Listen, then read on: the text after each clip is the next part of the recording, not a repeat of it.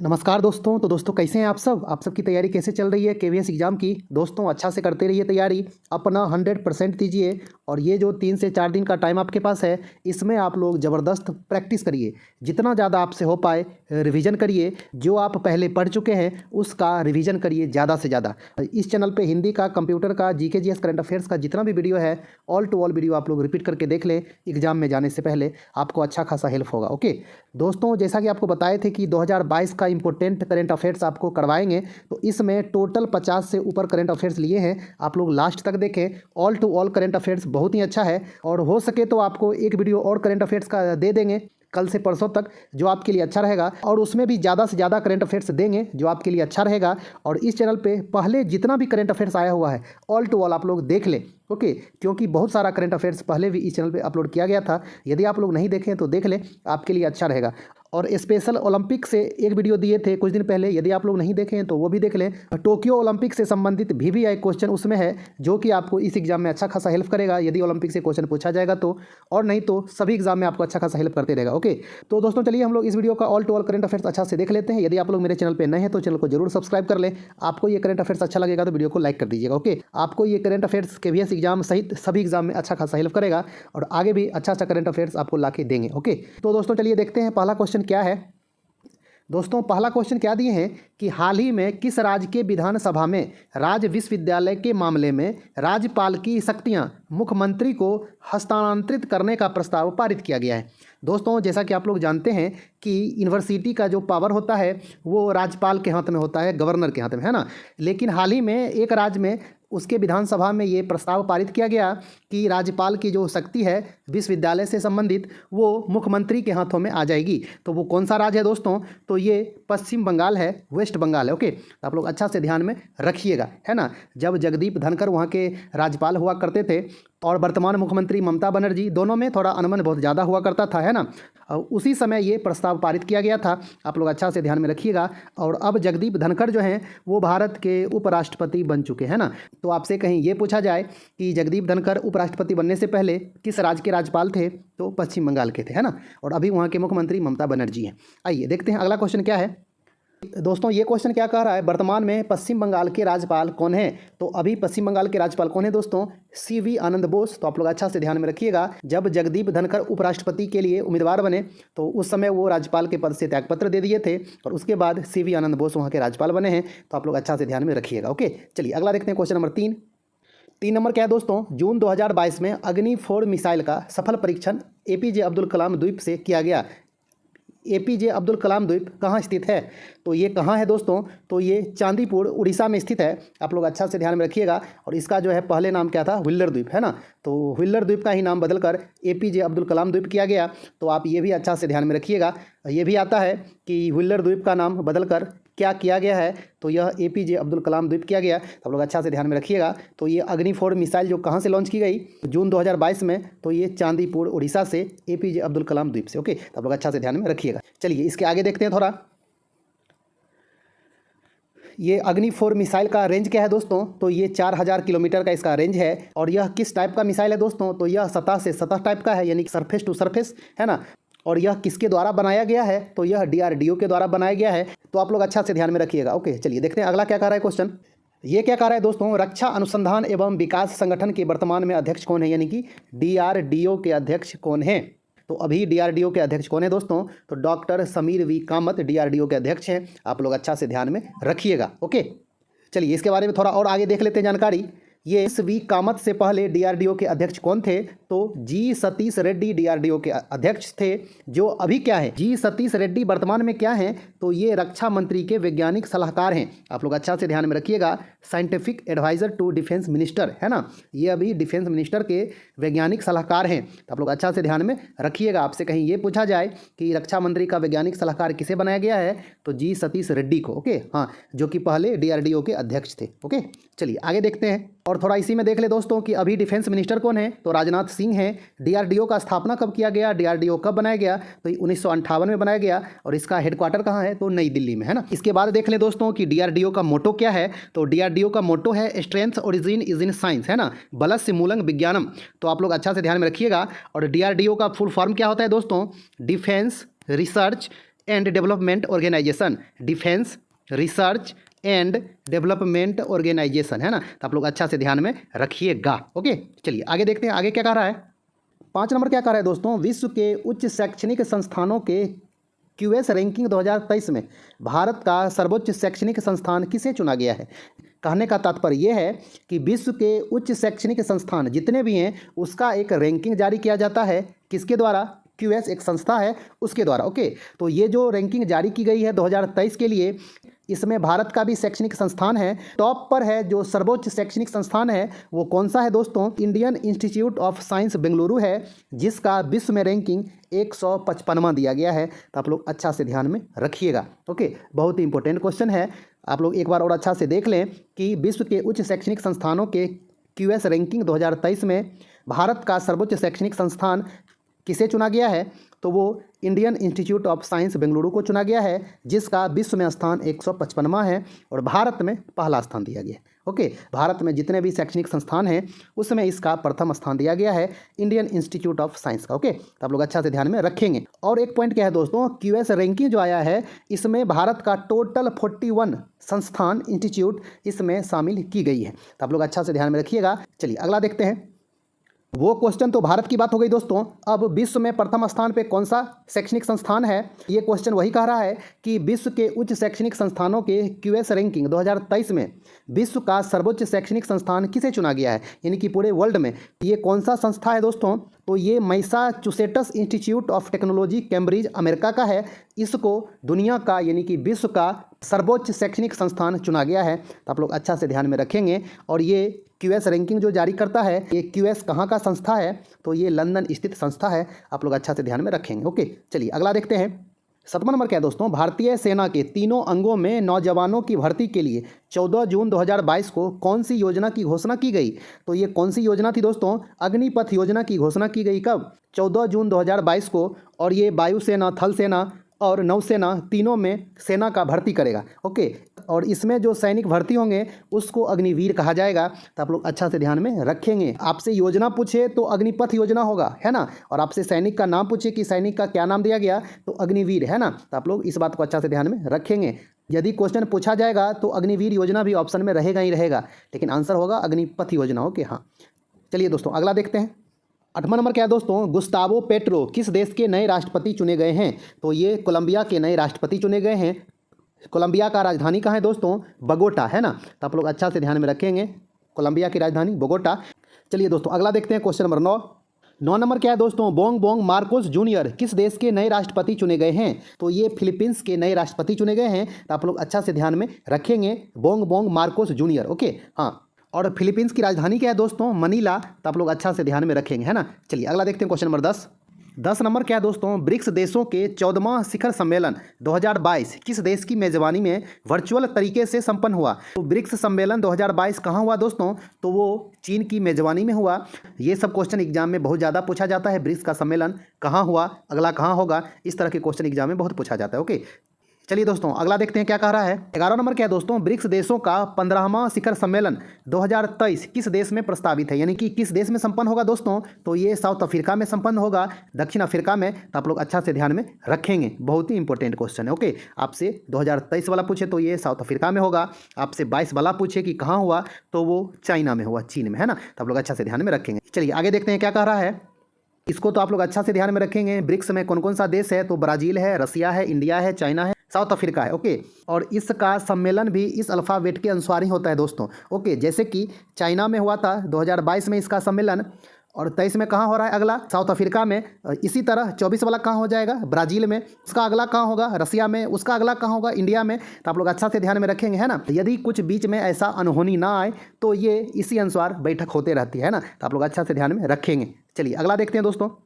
12 number क्या है दोस्तों, G7 का 48वां शिखर सम्मेलन 2022 किस देश की मेजबानी में संपन्न हुआ, यानी कि G7 शिखर सम्मेलन 2022 कहाँ संपन्न हुआ दोस्तों, तो ये जर्मनी में संपन्न हुआ। आप लोग अच्छा से ध्यान में रखेंगे, और जर्मनी का जो जगह का नाम था वो स्लॉस एल्मो था। आप लोग इसको भी ध्यान में रखेंगे। ये G7 पहले G8 था, लेकिन रूस को इससे अलग करने के बाद अब ये G7 के नाम से प्रसिद्ध है ना। तो आप लोग अच्छा से ध्यान में रखेंगे। चलिए दोस्तों अगला देखते हैं।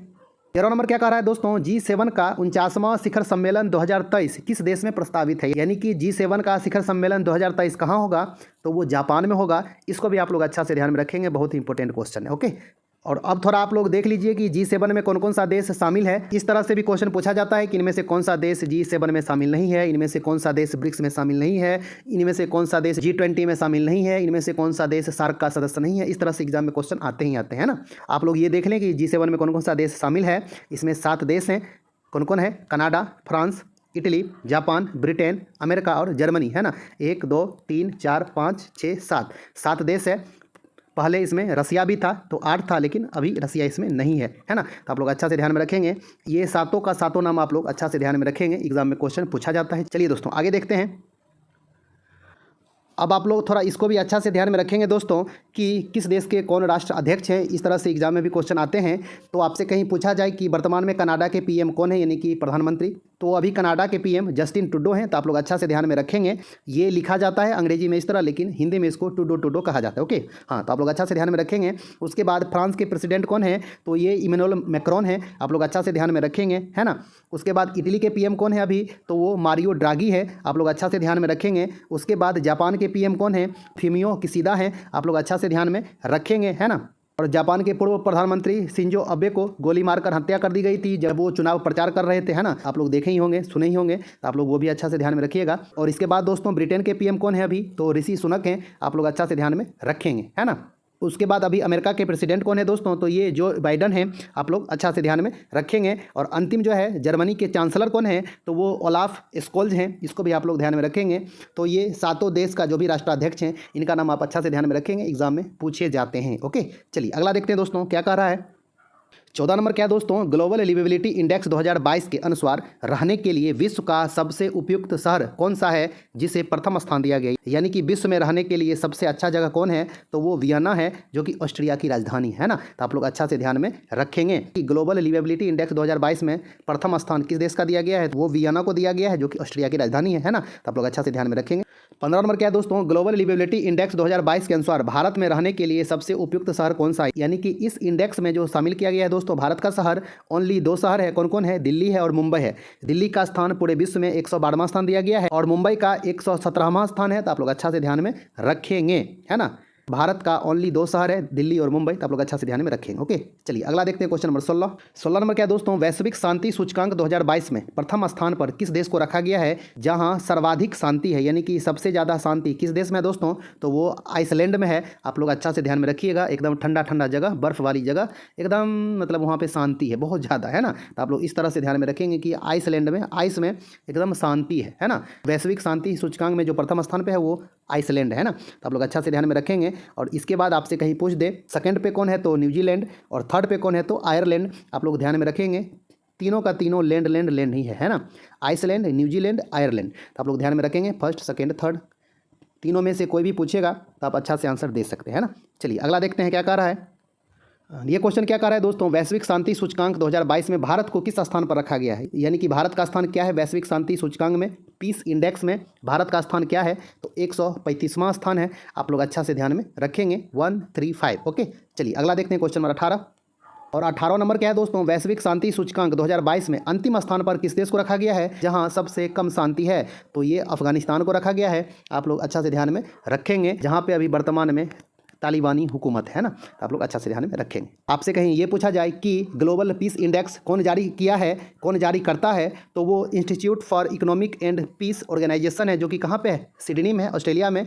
यही संगठन ये इंडेक्स जारी करता है। तो आप लोग अच्छा से ध्यान में रखेंगे। ओके, चलिए अगला देखते हैं क्वेश्चन 19 नंबर क्या है दोस्तों, पर्यावरण निष्पादन सूचकांक 2022 में प्रथम स्थान पर किस देश को रखा गया है। यानी कि पर्यावरण निष्पादन में प्रथम स्थान पे कौन सा देश है, तो वो डेनमार्क है। आप लोग अच्छा से ध्यान में रखेंगे। इसका राजधानी कहाँ है दोस्तों, कोपेनहेगन है ना। तो आप लोग इस बात को भी अच्छा से ध्यान में रखेंगे, आपसे कहीं राजधानी पूछे तो कोपेनहेगन। ओके, तो पर्यावरण निष्पादन सूचकांक में प्रथम स्थान पर कौन है, डेनमार्क है ना। चलिए अगला देखते हैं।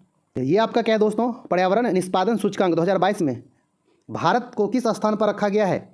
तो भारत का जो स्थान दिया गया है दोस्तों, सबसे नीचे 180वां स्थान पे, यानी कि 180, टोटल 180 देश को इसमें शामिल किया गया था और भारत का स्थान सबसे नीचे दिया गया, जो कि भारत के तरफ से इसे अस्वीकार किया गया कि इसमें तथ्य को गलत तरीक़ों से पेश किया गया है। ओके, हाँ, तो इस रैंकिंग में जो भारत का स्थान दिया गया दोस्तों, वो सबसे नीचे किसमें? पर्यावरण निष्पादन सूचकांक में भारत का स्थान सबसे नीचे दिया गया, 180वां स्थान। ओके, तो आप लोग अच्छा से ध्यान में रखेंगे। चलिए 21 नंबर देखते हैं। ये 21 नंबर क्या कह रहा है दोस्तों? Australian open grand slam tennis tournament 2022 के पुरुष एकल खिताब किसने जीता? दोस्तों इसमें चारों का चारों ग्रैंड स्लैम से क्वेश्चन दिए हैं। ये एग्जाम में पूछा जाता है, जो कि बहुत ही ज़्यादा वीवीआई होता है।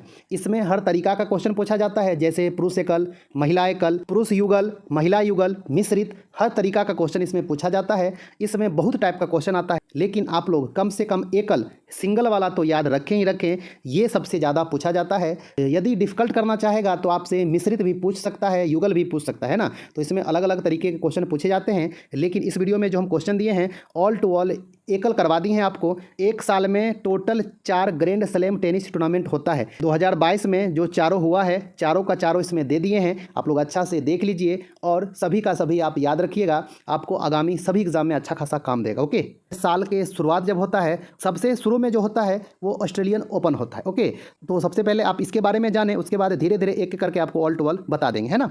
ऑस्ट्रेलियन ओपन 2022 पुरुष एकल का खिताब किसने जीता? तो ये राफेल नडाल जीते थे, जो कि किस देश के हैं? स्पेन के हैं। और इसमें उपविजेता कौन रहे? तो डेनियल मेदवेदेव रहे। इसको भी आप अच्छा से ध्यान में रखिएगा। और ये किस देश के हैं? तो रूस के हैं। देश का नाम भी पूछा जाता है आपसे कि राफेल नडाल किस देश के खिलाड़ी हैं? तो ये स्पेन के टेनिस खिलाड़ी हैं। डेनियल मेदवेदेव किस देश के खिलाड़ी हैं? तो ये रूस के टेनिस खिलाड़ी हैं। आप लोग अच्छा से ध्यान में रखेंगे। ओके, हाँ दोस्तों, ये ब्रैकेट में जो लिख दिए हैं हार्ड कोर्ट, यानी कि ऑस्ट्रेलियन ओपन जो खेला जाता है वो किस पे खेला जाता है? तो हार्ड कोर्ट पे खेला जाता है। ये भी क्वेश्चन एग्जाम में पूछा जाता है कि ऑस्ट्रेलियन ओपन कहाँ खेला जाता है? तो ये हार्ड कोर्ट में खेला जाता है। आप लोग अच्छा से ध्यान में रखिएगा। और साल का जो शुरुआत होता है वो ऑस्ट्रेलियन ओपन से ही होता है। ओके, चलिए दोस्तों अगला देखते हैं। ये आपका पुरुष एकल था, और अब हम लोग देख लेते हैं महिला एकल। और ये 2022 का है। अभी 23 में आपका ऑस्ट्रेलियन ओपन हो चुका है। आपका जनवरी फरवरी में ऑस्ट्रेलियन ओपन हो चुका है, लेकिन 23 वाला ऑस्ट्रेलियन ओपन आने का चांस बहुत कम है। लेकिन फिर भी आप लोग देखना चाहे तो देख सकते हैं।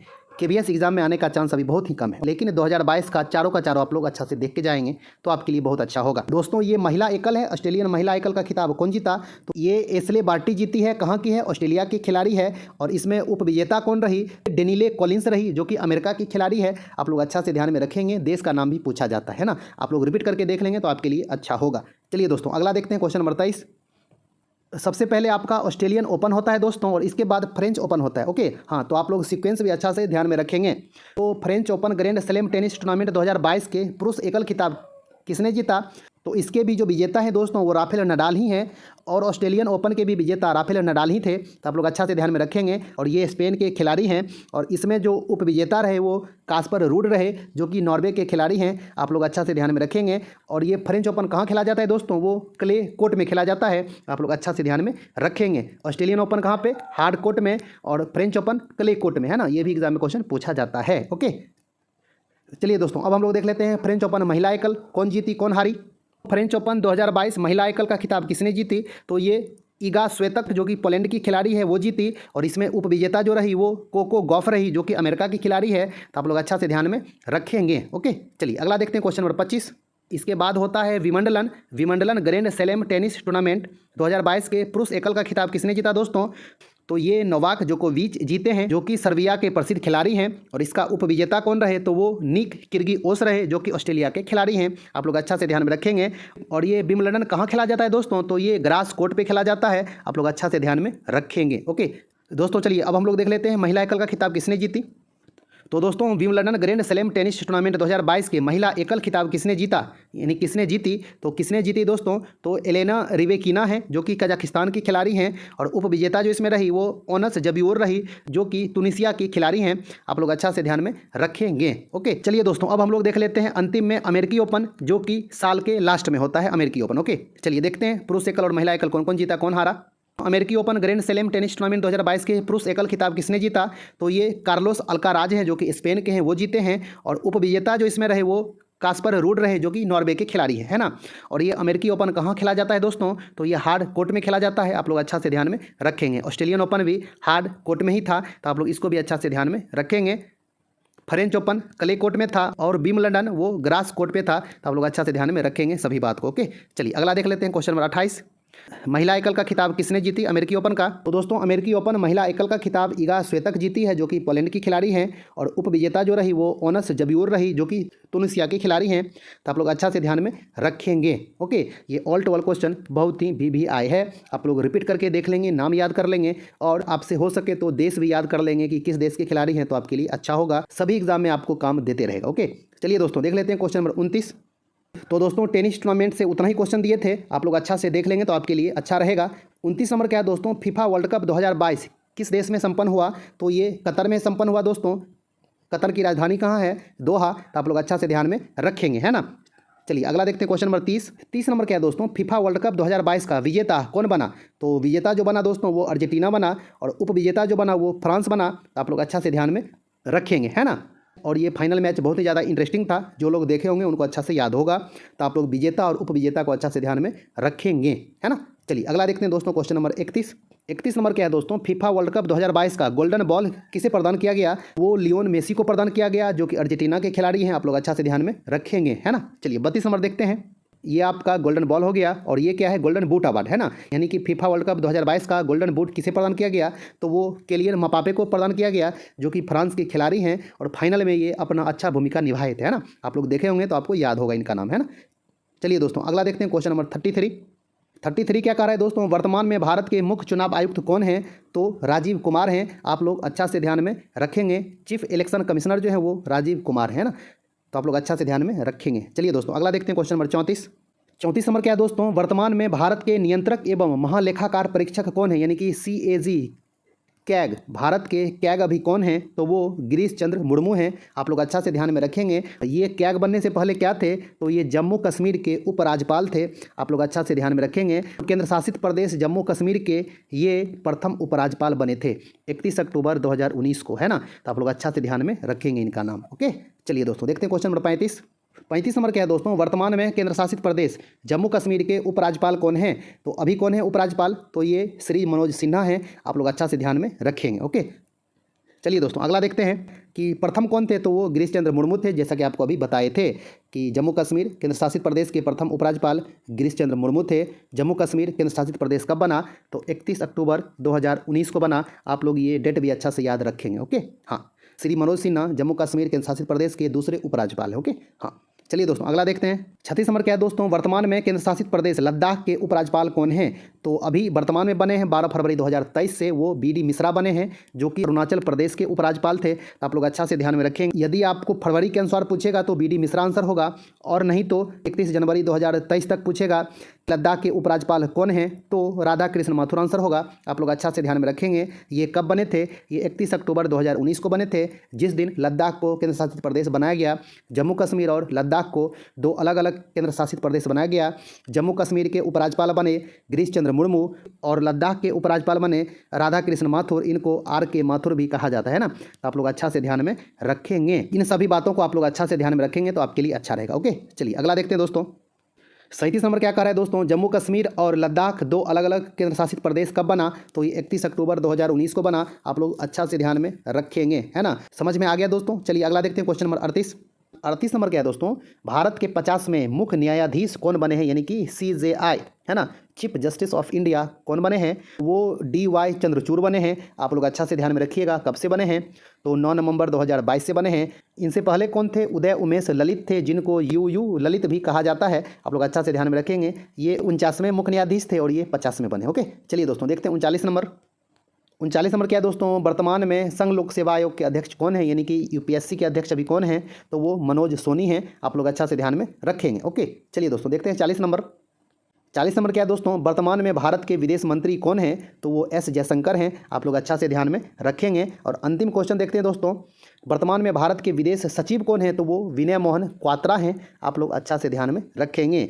ये नंबर के हिसाब से तो 41 क्वेश्चन था, लेकिन आप देखेंगे तो वास्तव में ये 50 से ऊपर क्वेश्चन है, 60 के आसपास क्वेश्चन है। ओके, हाँ, तो दोस्तों आप लोग ये ऑल टू ऑल क्वेश्चन को रिपीट करके देख लें। कोशिश करेंगे और ज़्यादा से ज़्यादा क्वेश्चन आपको ला के दें जो आपके लिए अच्छा रहेगा। तो दोस्तों यदि आपको ये ऑल टू ऑल क्वेश्चन अच्छा लगा होगा तो वीडियो को लाइक कर दें। आप अभी तक चैनल को सब्सक्राइब नहीं किए तो सब्सक्राइब कर लें। आगे भी आपको अच्छा से तैयारी करवाते रहेंगे। जो भी आपका एग्जाम हो उसमें GK GS करंट अफेयर्स का अच्छा आपको कंटेंट ला के देते रहेंगे, और एग्जाम से संबंधित जबरदस्त इन्फॉर्मेशन आपको हमेशा मिलता रहेगा। ओके, तो दोस्तों मिलते हैं एक अच्छा खासा नई वीडियो लेके। तब तक के लिए धन्यवाद, नमस्कार।